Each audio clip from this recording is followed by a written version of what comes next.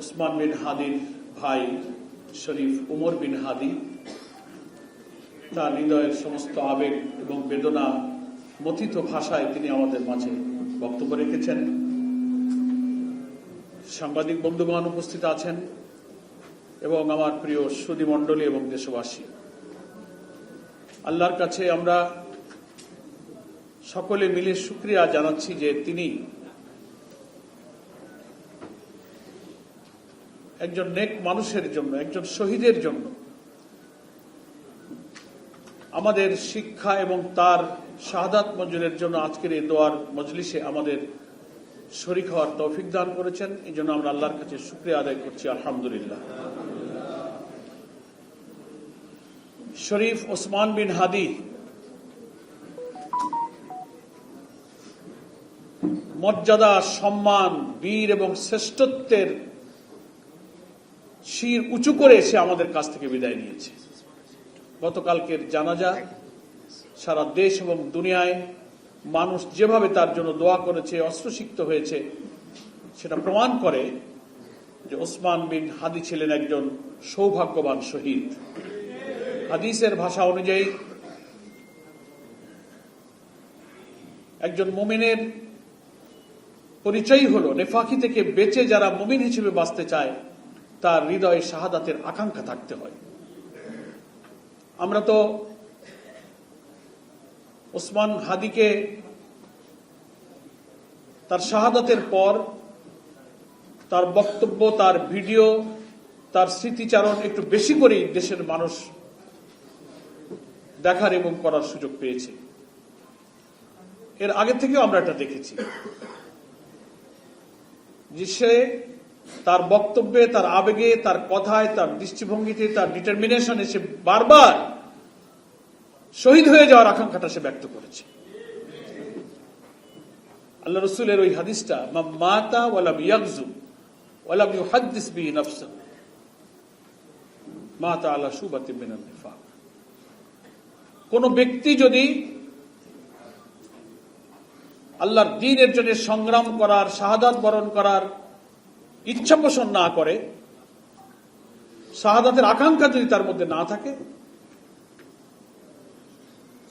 মারা গেল কিন্তু তার শাহাদাতের আকাঙ্ক্ষা না নিয়েই সে চলে গেল, আল্লাহ রসুল বলছেন তার মৃত্যু হবে মুনাফিকের মৃত্যু। আল্লাহ রসুল সাল্লাল্লাহু আলাইহি ওয়াসাল্লামের এই হাদিস শরীফ ওসমান বিন হাদির হৃদয়কে বিগলিত করেছিল, পিপাসার্ত করেছিল বলে শাহাদাতের জন্য তিনি পিপাসার্ত ছিলেন। এবং কতগুলো বক্তৃতাই আপনারা অনলাইনে দেখতে পাচ্ছেন। আমি চাই ইনসাফের জন্য, ন্যায়ের জন্য, দ্বীনের জন্য শহীদ হয়ে আল্লাহর সন্তুষ্টির সাথে তার কাছে আমি ফিরে যেতে চাই। আমি চাই আমাকে শহীদ করা হোক, গুলি করা হোক। সে বলেছে যে কোন রাজনীতিবিদের জন্য এটা সম্মানজনক নয় যে তার মৃত্যু হবে বাড়িতে এবং বিছানায়।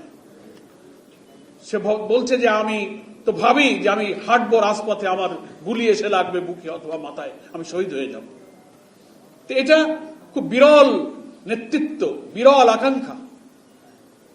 এবং শেষের দিকে সে বক্তৃতায় বলেছে যে আমি চাই যে আমার মাথায় গুলি লাগুক, আমি শহীদ হয়ে যাই, আপনারা আমার ছেলেটাকে দেখে রাখবেন। এই আকাঙ্ক্ষা সে ব্যক্ত করেছে। আল্লাহ তাআলা তার শাহাদাতের আকাঙ্ক্ষাকে পূর্ণ করেছেন। ডিজাইন, এলিগেন্স, বিউটি, সেরা পণ্য সবার জন্য জেভিকো। এবং একটা জুমার দিনে গুলিবিদ্ধ হলেন, আর একটা জুমার দিনে তিনি আল্লাহর কাছে চলে গেলেন। কি সৌভাগ্য! এবং তার যে নেক জীবন, স্বচ্ছ জীবন, পরিচ্ছন্ন জীবন, তার আমল, তার বিনয়ী আচরণ, দেশবাসী, জাতি, লক্ষ কোটি মানুষকে মুগ্ধ করেছে তার এই আচরণ। আমার মনে হয় যে মহান আল্লাহ তাআলা তার এই আচরণ, তার ইখলাসকে কবুল করে শাহাদাতের মর্যাদা দিয়ে তাকে জান্নাতবাসী করেছে। আমরা কেউই কোনো মানুষ ত্রুটি মুক্ত নই, ভুল ত্রুটি আমরা কেউ দাবি করি না। কিন্তু আল্লাহ তাআলা কোনো না কোনো ওসিলায় যদি তাকে ক্ষমা করতে চান, আল্লাহ তাআলা এই ধরনের ওসিলা দিয়েই তাকে মর্যাদার সাথে তার কাছে নিয়ে যান। হাদিকে সেভাবেই সে নিয়ে গেছে। আমার প্রিয় ভাইরা, ওসমানের সাথে আমার প্রথম সাক্ষাৎ হলো সে যখন ইনকিলাব মঞ্চ গঠন করলো সূচনার সময়, রাজনৈতিক পরিবর্তনের পর সে আমার কাছে এসেছিল। এই আলফালা মিলনায়তনে তখন আমাদের জামাতের অফিসের কাজটা পূর্ণভাবে বসবার মতো হয় নাই, কনস্ট্রাকশন চলছিল। তার সঙ্গী সাথীদেরকে নিয়ে এখানে এসে সে সময় চাইলো, ফোন করলো যে আমরা একটু আসছি, আমরা কথা বলবো। তুমি আসো। ওই দিন প্রথম তাকে আমি দেখলাম। দেখে প্রথম আমার মনে হয়নি যে এই ছেলের মধ্যে এত প্রতিভা, এত ইখলাস, দেশের জন্য, দিনের জন্য এত মায়া দয়া, পৃথিবীর প্রতি এত নির্লিপ্ততা,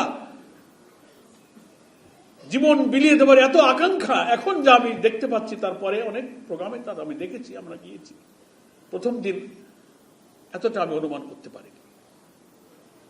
কিন্তু তার এই অল্প দিনে সে কিভাবে সে বিদায় নিল, আল্লাহ তাআলা তাকে দুনিয়াতেও সফল করলেন, আখিরাতেও তাকে সফল করে দিলেন।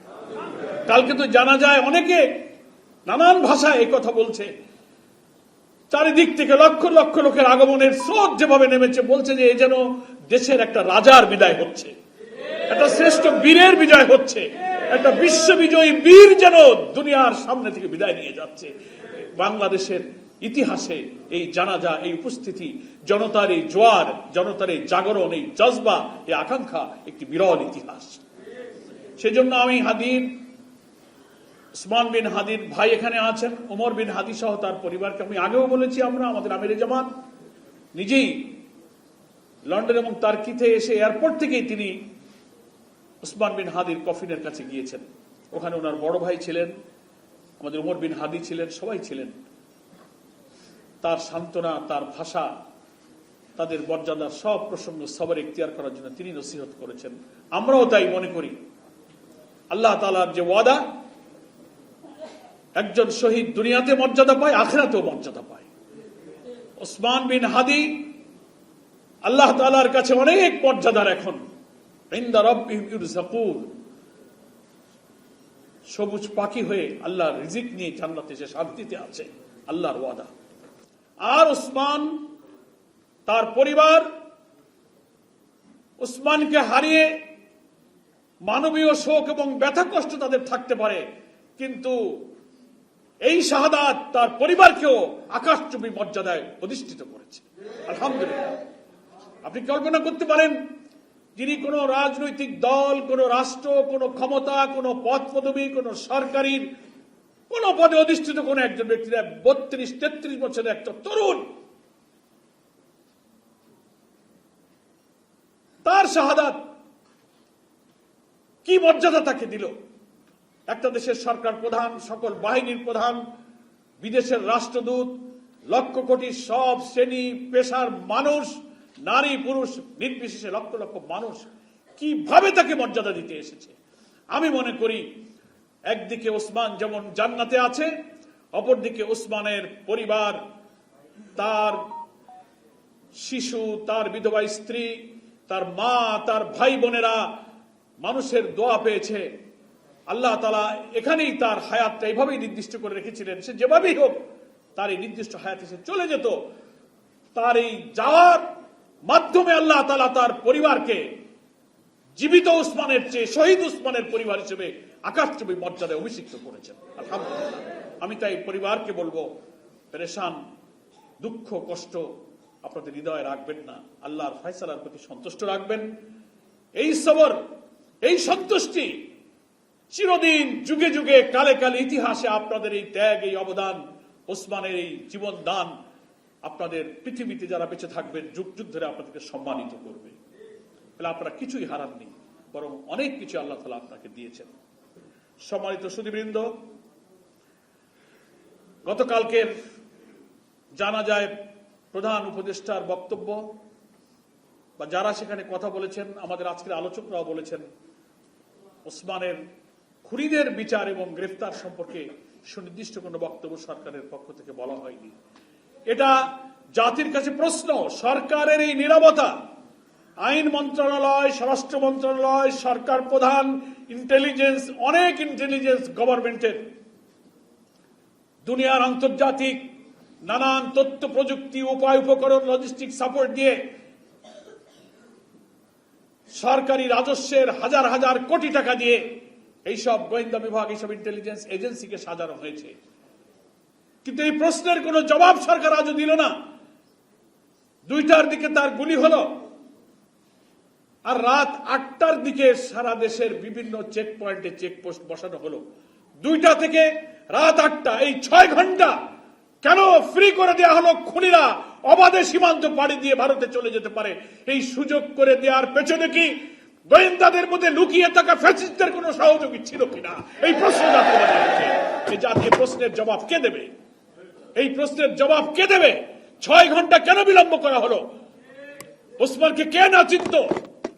তার শাহাদাতের আগে তার ভিডিও অডিও বক্তব্যে তাকে গুলি করা হতে পারে, আমি মারা যেতে পারি, আমার বাচ্চাটাকে দেখে রেখো, এই আবেগময় বক্তব্য কে না শুনেছে? এমন একটা ছেলের গুলি হওয়ার পরে 6টা ঘন্টায় দেশের গোয়েন্দারা কি করেছিলেন? আমরা যেটা তথ্য পেয়েছি, রাত 8টার পর থেকে বিভিন্ন চেকপোস্টে পুলিশ এবং বিভিন্ন বাহিনী মোতায়েন করা হয়েছে। কেন এই 6 ঘন্টা সুযোগ দিলেন? তাহলে তো জাতির একথা বিশ্বাস করার সুযোগ আছে যে গোয়েন্দাদের অভ্যন্তরে লুকিয়ে থাকা আধিপত্যবাদের দালালরা চেয়েছিল এই খুনিরা নিরাপদে পালিয়ে যাক।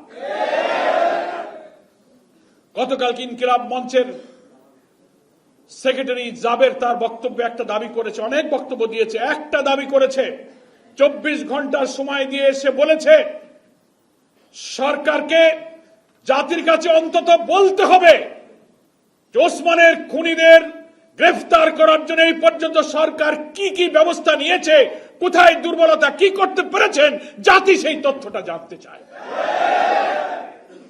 আপনারা 24 ঘন্টা যেতে আর মাত্র কয়েক ঘন্টা সময় আছে।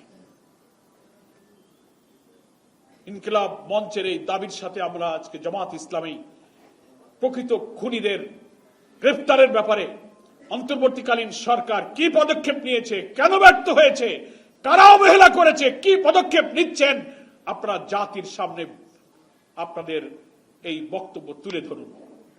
যদি তা না ধরেন তাহলে এই বিশ্বাসে জাতি করবে যারা ওসমানকে খুন করেছে, ওসমানের খুনিদের পালিয়ে যেতে, তার সহযোগীদেরকে প্রশ্রয় দিতে প্রশাসনের মধ্যে ফ্যাসিস্টদের সেই সব সহযোগীরা লুকিয়ে আছে। আপনারা দেখেও জেনেও না জানার না দেখার ভান করছেন। এই বিশ্বাস এই জাতি করবে।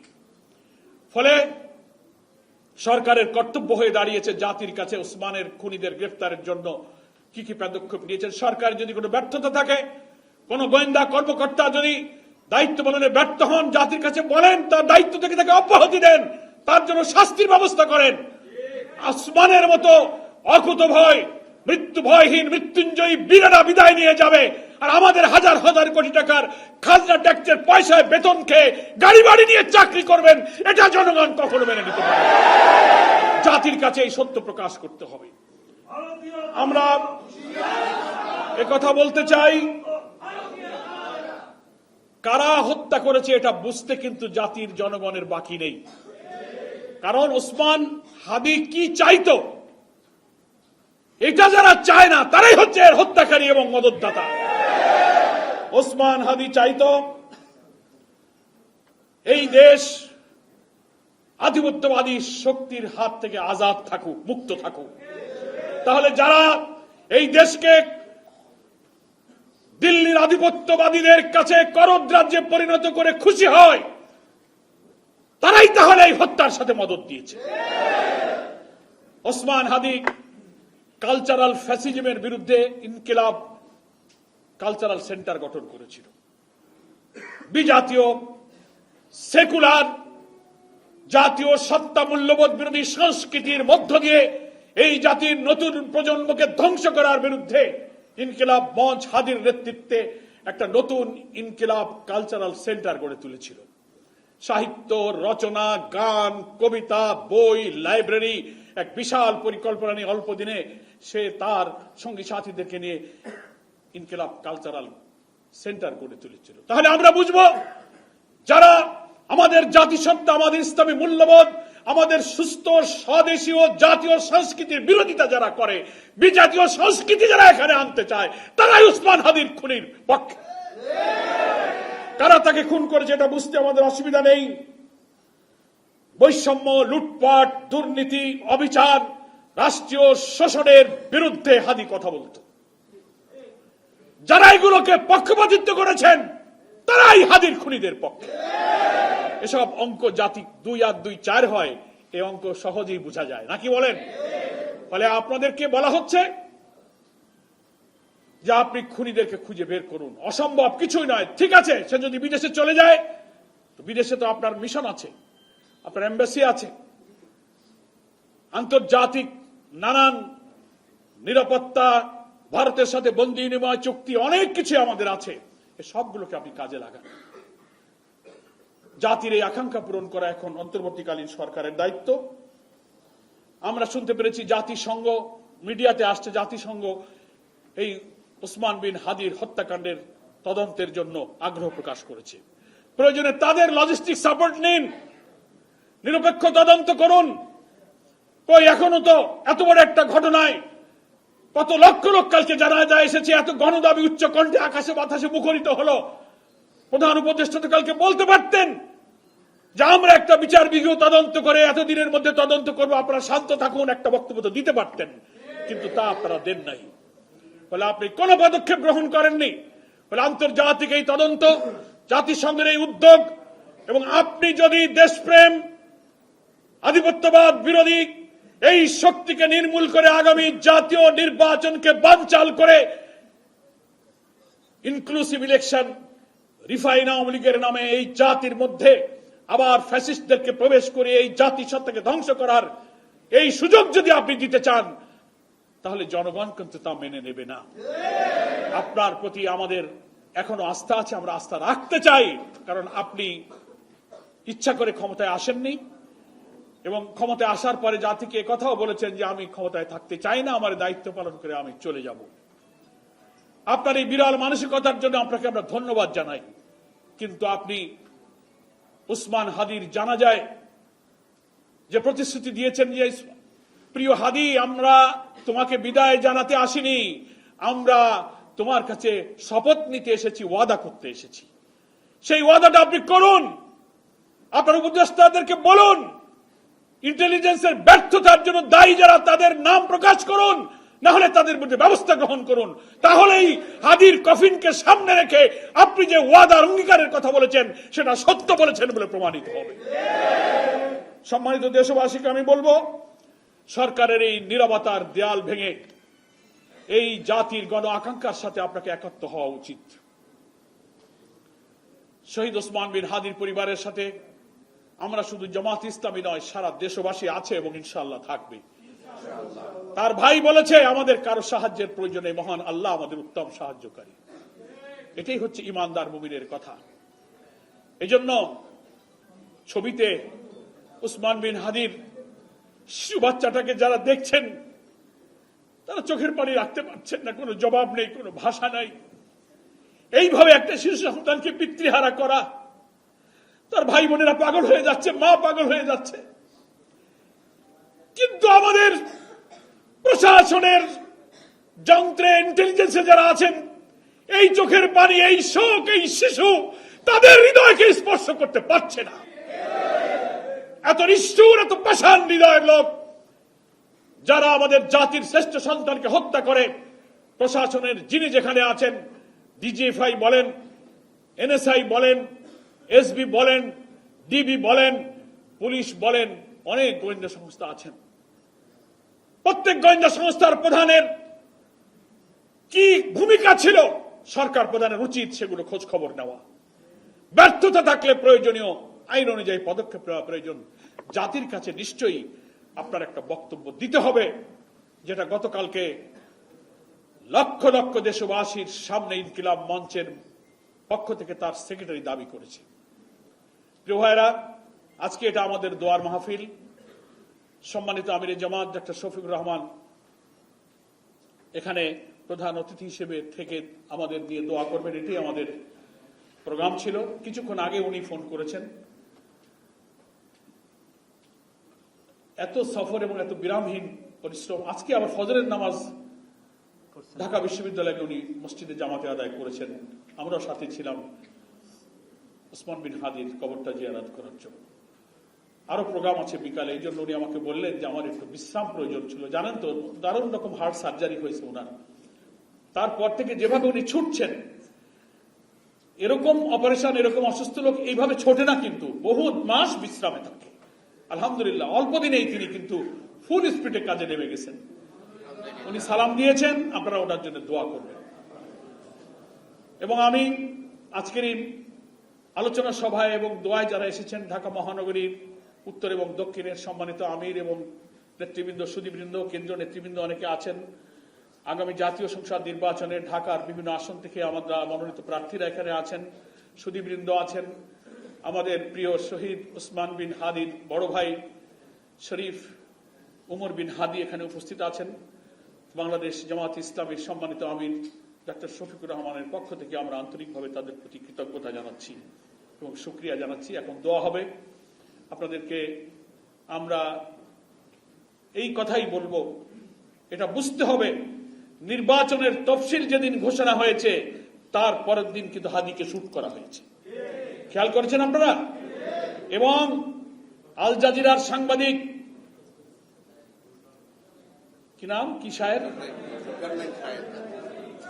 জুলকারনাইন শায়ের একটা টেলিগ্রাম কনফারেন্স আওয়ামী লীগের নানান নেতাদের ভাইরাল হয়েছে, দেখেছেন তো আপনারা?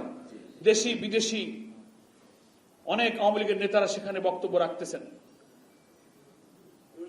9 তারিখে সেই মিটিং, তারা বলতেছে, আওয়ামী লীগের লোকদের অভয় দিচ্ছে যে আমরা লোক ঢোকাই দিয়েছি, আমরা লাইসেন্স পেয়ে গেছি, অসুবিধা নাই, তোমরা কাজ চালায় যাও, আমরা আমাদের কাজ শুরু করে দিয়েছি। তারপরের দিনই হাদিকে শুট করা হয়েছে। ইলেকশনের তফসিলের পরদিন আমরা তো বিস্মিত। চিফ ইলেকশন কমিশনার বললেন, ওসমান বিন হাদির হামলাকে বললেন এটা একটা বিচ্ছিন্ন ঘটনা। আমরা লজ্জিত, সরকারের একটি সাংবিধানিক পদে অধিষ্ঠিত থেকে আফটার ডিক্লারেশন অফ শিডিউল একজন এমপি পদপ্রার্থীর উপরে গুলিবর্ষণ করা কখনো বিচ্ছিন্ন ঘটনা হতে পারে না। আপনি আইন জানেন, আপনি কি করে কথা বলতে পারলেন? তফসিল ঘোষণার পর ল এনফোর্সিং এজেন্সি সহ প্রশাসন, জনপ্রশাসনের সবকিছুর রদ বদল, পোস্টিং ব্যবস্থা, আইনি সব এখতিয়ার কিন্তু ইলেকশন কমিশনের হাতে অর্পণ হয়ে যায়। আপনি এটাকে বিচ্ছিন্ন ঘটনা বললেন? আপনারই তো উচিত ছিল, সে তো একজন ঘোষিত প্রার্থী ছিল, কে তাকে গুলি করলো সরকারের উপরে আপনি বলতে পারতেন। এটা তদন্ত, ল এনফোর্সিং এজেন্সি তো এখন আপনার হাতে। আপনার কি নির্দেশনা ছিল? ফলে head of the government, head of the election commissioner দুজনেরই কিন্তু এখানে দায় আছে। এ দায়ে আপনারা কেউ এড়াতে পারবেন না, আপনাদের দায়িত্ব পালন করতে হবে। ফলে আমি মনে করি নির্বাচনের তফসিল ঘোষণার পর দিনে এই হত্যাকাণ্ড শুরু হওয়ার অর্থ হলো এটা বিচ্ছিন্ন নয়, এটা একটা প্যাকেজ প্রোগ্রাম, আরো সিরিয়াল হয়তো করা হয়েছে। আধিপত্যবাদী শক্তির করদ রাজ্য বানাতে যারা ব্যর্থ হচ্ছেন, তাদের গাত্রদাহ অন্তর্জলা মিটাতে তারা যেন বুঝাতে চাচ্ছেন, টেলিভিশনে যারা টক শোতে বক্তৃতা করেন, এক শ্রেণীর সাংবাদিক, কুশীলব, কবি সাহিত্যিকরা লিখছেন আর বলছেন ভাবখানে এরকম যে আওয়ামী লীগ ইলেকশনে না আসলে যেন কোনো ইলেকশন হবে না। এই ন্যারেটিভ তৈরি করে আধিপত্যবাদ বিরোধী শক্তিকে আপনারা গান পয়েন্টে নিয়ে যাচ্ছেন। এরপরে আর আমাদের জুলাই যোদ্ধারা কে কে টার্গেটে আছে, জাতি এখন আমরা উদ্বিগ্ন। 300 আসনের প্রার্থীরাও তাদের জীবনের নিরাপত্তা নিয়ে উদ্বিগ্ন। কি বলেন, ঠিক কিনা? আমরা সরকারকে এই ব্যাপারে তড়িৎ পদক্ষেপ নিতে বলবো। জামাত ইসলামের পক্ষ থেকে সবসময় আমরা জাতির কাছে, সরকারের কাছে কমিটেড, আইন শৃঙ্খলা রক্ষায়, এই ধরনের খুনের তদন্ত এবং বিচারের জন্য জামাত ইসলামের সব ধরনের সহযোগিতা করার জন্য আমরা সবসময় প্রতিশ্রুতিবদ্ধ আছি ইনশাআল্লাহ। আমি আপনাদের সকলকে ধন্যবাদ জানিয়ে মহান আল্লাহ তাআলার কাছে শরীফ শহীদ ওসমান বিন হাদির এই শাহাদাত, হ্যাঁ আল্লাহ তুমি মঞ্জুর করো, তাকে তুমি জান্নাতের সবুজ পাখি বানিয়ে, জান্নাতের শহীদদের যত সুসংবাদ, যত নাজ নিয়ামত, যত শান্তির খবর তুমি কোরআন শরীফে দিয়েছো, সবগুলো তুমি হাদির জন্য তুমি আল্লাহ তাআলা মঞ্জুর করো এবং কবুল করো। দোয়া আমার মনে আসম ভাই করে দিলে ভালো হয়। তো আমরা একটা দরুদ শরীফ পড়ে দোয়া করি। আল্লাহুম্মা সাল্লি আলা মুহাম্মাদ ওয়া আলা আলি মুহাম্মাদ কামা সাল্লাইতা আলা ইব্রাহিম ওয়া আলা আলি ইব্রাহিম ইন্নাকা হামিদুম মাজিদ।